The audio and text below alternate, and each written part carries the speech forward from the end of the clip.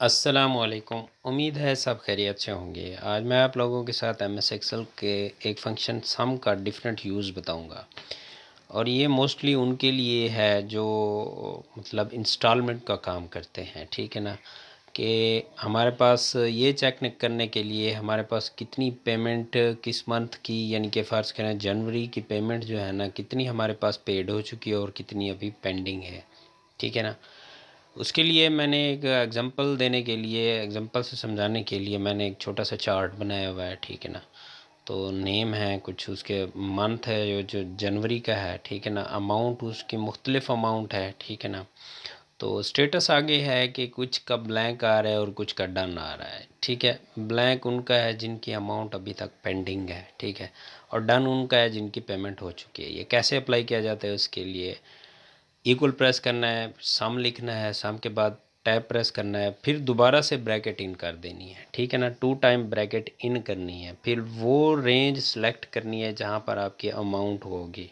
ठीक है ना, और इसको ब्रैकेट को क्लोज़ कर देना है। फिर यहाँ पर लगाना है स्टार, यानी कि मल्टीप्लाई कर देना है, फिर ब्रैकेट स्टार्ट करनी है, फिर आपने वो रेंज से सेलेक्ट करनी है जहाँ पर स्टेटस होगा।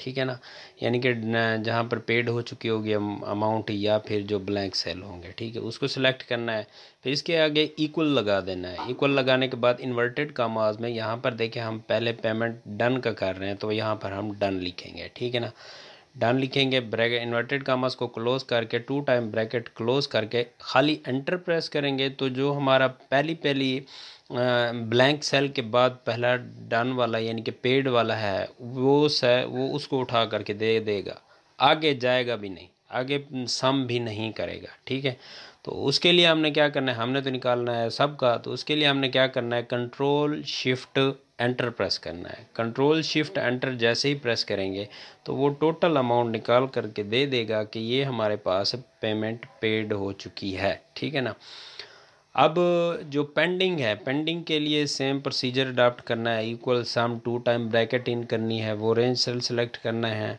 जहाँ पर अमाउंट होगी, फिर स्टेटस वाले अमाउंट ब्रैकेट क्लोज करके स्टार प्रेस करके फिर ब्रैकेट इन करके वो रेंज सेल सेलेक्ट करने हैं जहाँ पर स्टेटस होगा। फिर यहाँ पर इक्वल के बाद वहाँ पर हमने डन लिखा था, यहाँ पर हम लिखेंगे कुछ नहीं, इन्वर्टेड कामास 2 टाइम प्रेस करेंगे। ठीक है ना, फिर इन्वर्टेड कामास प्रेस करके फिर 2 टाइम ब्रैकेट जो है ना वो क्लोज़ कर देंगे। ठीक है ना, ब्रैकेट क्लोज़ करने के बाद फिर एंटर प्रेस करेंगे तो वो ज़ीरो बता देगा हमें।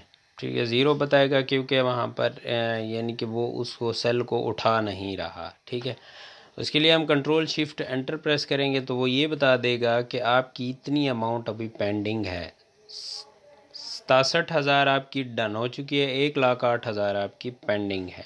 ठीक है ना, ये उन सेल की बता रहा है, 1,08,000 उन सेल की बता रहा है अमाउंट जिनका ब्लैंक सेल है। ठीक है, और 67,000 उसकी बताई है जो डन हो चुके हैं। ठीक है, तो आप सब लोगों से ये भी रिक्वेस्ट है कि मज़ीद इस तरह की टिप्स एंड ट्रिक्स हासिल करने के लिए आप हमारे पेज को, फेसबुक पेज को फॉलो करें और यूट्यूब चैनल को भी सब्सक्राइब करें और वीडियोस को ज़्यादा से ज़्यादा दोस्तों में शेयर करें। शुक्रिया।